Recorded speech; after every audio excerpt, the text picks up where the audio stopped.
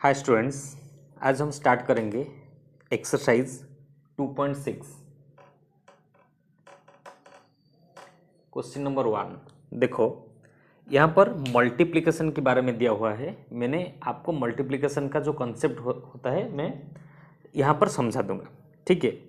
तो पहले क्वेश्चन से हम शुरू करते हैं। 0.2 मल्टीप्लाई 6, ठीक है। तो यहाँ पर आप क्या करो कि 0.2 और मल्टीप्लाई 6, जहाँ पर डेसिमल्स और क्या जो पॉइंट्स में जो होता है, क्या पॉइंट्स में जो मल्टीप्लिकेशन होता है, आप करने का एक सही तरीका मैं बताता हूँ। देखो 0.2 और 6, ठीक है। आप क्या करो, 2 और 6 को डायरेक्ट मल्टीप्लाई कर लो तो आंसर में आएगा 12। तो यहाँ पर 12 लिख लो। प्रॉब्लम करता है पॉइंट हम कहाँ देंगे, ठीक है। पॉइंट देने का तरीका है, पॉइंट के बाद देखो क्वेश्चंस में पॉइंट के बाद जितना नंबर है आप क्या करो, राइट से उतना नंबर को छोड़कर पॉइंट दे दो। देखो यहाँ पर क्या होता है, पॉइंट के बाद एक नंबर है यानी कि 2। यहाँ पर पॉइंट के बाद कुछ नहीं है, जहाँ पर कुछ नहीं है आप क्या कर सकते हो, पॉइंट में 0 दे सकते हो। अगर एक नंबर के बाद पॉइंट के बाद सिर्फ 0 है और कुछ नंबर नहीं है, उसका मतलब है यहाँ पर कोई पॉइंट के बाद नंबर्स नहीं है, तो आप ऐसे उसको छोड़ सकते हो। यानी कि वो 6 के साथ समान है, यानी कि आप 1.0 और 1 एक ही चीज़ है। अगर 1.01 भी लिख लिया, ये 0 के साथ इक्वल नहीं है। यहाँ पर क्या कर सकते हो, पॉइंट के बाद कुछ नंबर नहीं है बोल सकते हो, और यहाँ पर पॉइंट के बाद 2 नंबर है, यहाँ पर 0 है और एक 1 है, ठीक है। तो चलते हैं हम नेक्स्ट इसी कंसेप्ट में। तो देखो यहाँ पर पॉइंट के बाद एक नंबर है, तो मैंने क्या किया, राइट में एक नंबर को छोड़कर पॉइंट लगा दूंगा, ठीक है। राइट में एक नंबर को छोड़कर मैंने पॉइंट लगा दिया, तो आंसर में आ जाएगा 1.2, ठीक है। नेक्स्ट हम चलते हैं 8 इंटू 4.6। 8 इंटू 4.6, आप क्या करो, 4.6 यहाँ पर डायरेक्ट लिख लो 46 और 8, ठीक है। आंसर में आ जाएगा क्या, 368, ठीक है। आप क्या करो, यहाँ पर 368 को लिख लो, ऐसे लिख लो। वही बात कि पॉइंट के बाद कितने नंबर है, यहाँ पर 8 में पॉइंट के बाद नंबर नहीं है, पॉइंट 0 दोगे तो वही नंबर होगा। पॉइंट 0 में कुछ आगे नहीं है, पॉइंट 0 का मतलब है कुछ नहीं है। तो यहाँ पर क्या है, पॉइंट के बाद सिर्फ एक नंबर है, तो आप क्या करो, राइट से, याद रखो, राइट से एक नंबर को छोड़कर आप क्या करो, यहाँ पर पॉइंट दे दो, ठीक है। तो अगर यहाँ पर और एक नंबर होता, और एक 1 2 3 4, ठीक है, और एक नंबर होता, तो यहाँ पर एक नंबर यहाँ पर छोड़ दे, 2 नंबर को छोड़ना पड़ता, ठीक है। तो नेक्स्ट हम चलते हैं क्वेश्चन नंबर 3 में। क्वेश्चन नंबर 3 में 2.71 मल्टीप्लाई 5, तो आप 1355, ठीक है। हाँ, इसी कंसेप्ट का मैं बात कर रहा था। देखो यहाँ पर पॉइंट के बाद 2 नंबर है, आप क्या करो, 271 इंटू 5 डायरेक्ट मल्टीप्लाई कर लो, तो आंसर में आ जाएगा 1355 आ जाएगा आंसर में।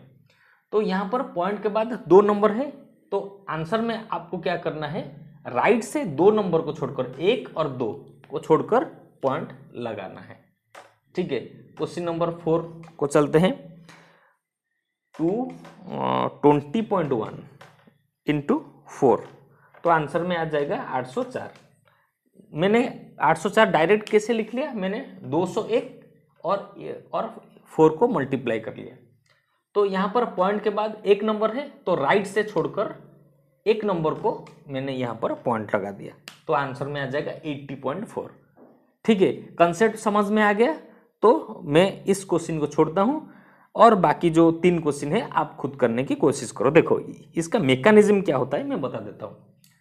मैकेनिज्म होता है कि देखो 2/0.2 क्या होता है, 0.2 क्या होता है 2/10 इंटू 6, ठीक है। तो इसका आंसर क्या आएगा 12/10। डेसिमल्स के मैंने जो चैप्टर प्रीवियस पढ़ाया था, एक नंबर के नीचे अगर 10 है तो आप क्या कर सकते, इसको किस तरह लिख सकते हो 1.2, ठीक है। तो ये इसका मैकेनिज्म है, यानी कि ये कैसे होता है, और ये इसके जो ट्रिक्स मैंने बता दिया। डायरेक्ट मल्टीप्लाई कर लो, राइट्स में छोड़कर जितना नंबर पॉइंट्स के बाद है उतना नंबर राइट्स से छोड़कर पॉइंट्स लगा दो। तो ये इसका ट्रिक्स है, तो और ये इसका मैकेनिज्म है।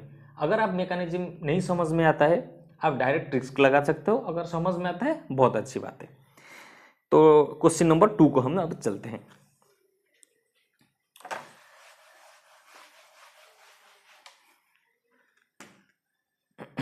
देखो क्वेश्चन नंबर 2 में दिया हुआ है find the area of rectangle. देखो यहाँ पर देखो एक लेंथ दिया हुआ है। देखो रेक्टेंगल का फॉर्मूला, एरिया का फॉर्मूला रेक्टेंगल का क्या होता है, लेंथ इंटू ब्रेड्थ। लेंथ कितना दिया हुआ है 5.7, ब्रेड्थ कितना दिया हुआ है 3। तो 57 इंटू 3 को डायरेक्ट मल्टीप्लाई कर लो तो आंसर में आ जाएगा 171 सेंटीमीटर स्क्वायर। तो मैंने बताया था पॉइंट्स के बाद एक नंबर है, राइट्स में छोड़कर एक नंबर दे दो, 17.1 सेंटीमीटर स्क्वायर। तो ये हो गया क्वेश्चन नंबर 2। उसके बाद हम आते हैं क्वेश्चन नंबर 3 में।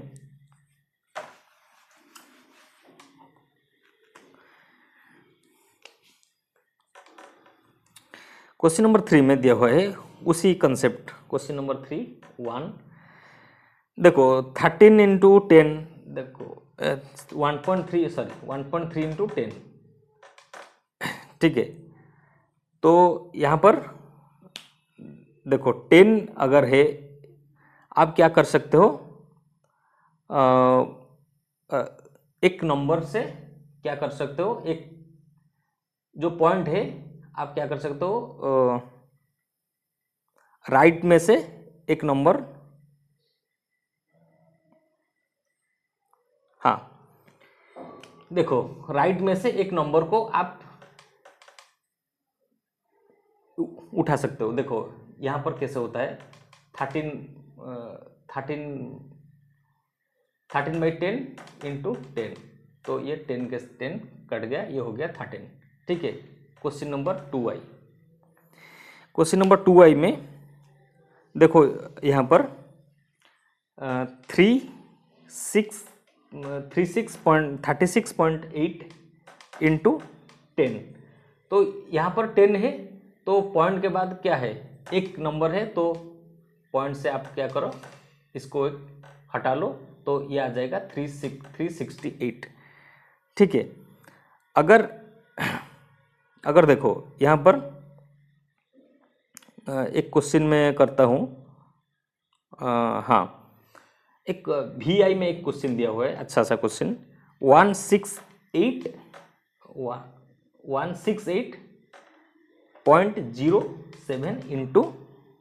इंटू 10। देखो यहाँ पर 10 है, आप क्या करो एक नंबर के आगे, देखो एक जीरो है, एक जीरो है, आप क्या कर सकते हो पॉइंट्स को एक नंबर आगे खिसका लो 168.0.7, ठीक है। तो अगर यहाँ पर और एक जीरो होता तो यहाँ पर और एक राइट को खिसका, ये क्या नंबर खिसका जाएगा, ठीक है। यहाँ पर देखो एक नंबर खिसका गया तो यानी कि 13.0 ये है, जीरो का मतलब कुछ नहीं होता है, सिर्फ जीरो होगा, तो इसीलिए इस तरह का कॉन्सेप्ट आ गया। तो बाकी सारा क्वेश्चन मैं समझता हूँ आप कर लोगे। और एक क्वेश्चन में करता हूँ V2i में 3.62 इंटू 100, ठीक है। 100 दो है, एक दो, तो यह आ जाएगा 362 0.00 का मतलब कुछ नहीं है, तो ये सिर्फ 362 आप लिख सकते हो। तो ये हो गया इसका कंसेप्ट। और एक क्वेश्चन है 0. हाँ, एक वही क्वेश्चन है, अगर एक जीरो है राइट में एक पॉइंट को खिसका लो, ठीक है। नेक्स्ट हम चलते हैं क्वेश्चन नंबर 4।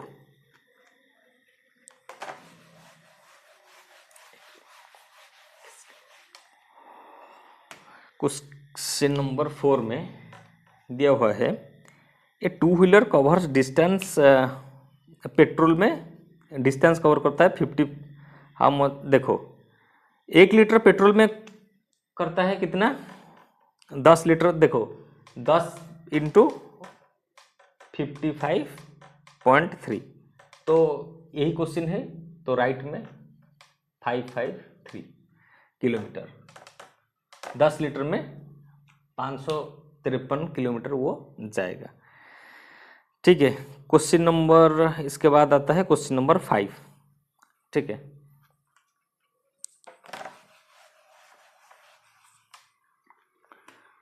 क्वेश्चन नंबर 5 में देखो, 5 में दिया हुआ है 2.5 इंटू 0.3। देखो यहाँ पर 2.5 इंटू 0.3। मैंने बताया था आपको मल्टीप्लाई करने का तरीका, 25 इंटू 3 को मल्टीप्लाई कर लो, आंसर में आ जाएगा 75, ठीक है, 75।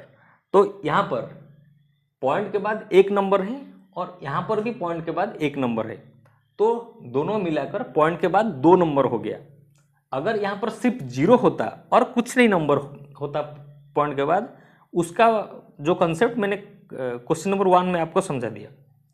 यहाँ पर पॉइंट के बाद एक नंबर है, तो यहाँ पर एक नंबर और यहाँ पर एक नंबर। आप क्या कर सकते हो, राइट में छोड़कर 1 और 2 छोड़कर यहाँ पर पॉइंट दे दो, 1 नंबर और 2 नंबर। सिर्फ पॉइंट नहीं दिया जाता है, यहाँ पर 0 लिखा जाता है, तो आंसर में आ जाएगा 0.75। ये हो गया क्वेश्चन पार्ट 1। पार्ट 2 में देखो 0.1 इंटू 51.7। हाँ, आप क्या कर सकते हो, 51.7 को 1, तो ये आ जाएगा 51.7, ठीक है। तो यहाँ पर पॉइंट के बाद एक नंबर और यहाँ पर पॉइंट के बाद एक नंबर, तो 2 नंबर, 1 और 2, ठीक है, 5.17। यही कंसेप्ट है। और एक क्वेश्चन, हाँ, और एक क्वेश्चन को थोड़ा यूनिक तरीका होना चाहिए। यही इसी तरह का क्वेश्चन है सब। क्वेश्चन नंबर 3 में देखो 0.2 इंटू 316.8। तो आप क्या कर सकते हो, डायरेक्ट 316.8 ना लिखकर 3168 को 2 से मल्टीप्लाई कर लो, आंसर में आ जाएगा 6336। यहाँ पर पॉइंट के बाद एक नंबर और यहाँ पर पॉइंट के बाद एक नंबर, तो 1 और 2 63.36, आंसर में वही आएगा। और एक नंबर मैं करना चाहता हूँ, हाँ, यही एक नंबर है और एक कर देता हूँ आपके लिए। क्वेश्चन नंबर देखो, एक V3I में एक नंबर देखो, V3I में एक नंबर देखो, 10.05 मल्टीप्लाई 1.05, ठीक है। तो यहाँ इसको क्या करना है, पॉइंट सब हटा लो, इसको इस तरह मल्टीप्लाई कर लो। मैंने यही कंसेप्ट क्वेश्चन नंबर 5 से आपको समझा रहा हूँ।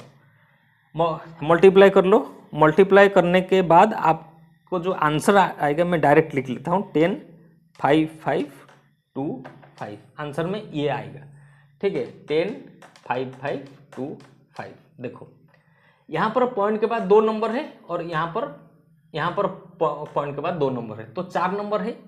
तो राइट से 1 2 3 4, 10.5525, आंसर में ये आ जाएगा। तो यहाँ पर 2 नंबर है और यहाँ पर 2 नंबर है, ठीक है। तो ये हो गया इसका कंसेप्ट। तो नेक्स्ट हम डिस्कस करेंगे क्वेश्चन नंबर 2.7 को। तब तक के लिए बाय।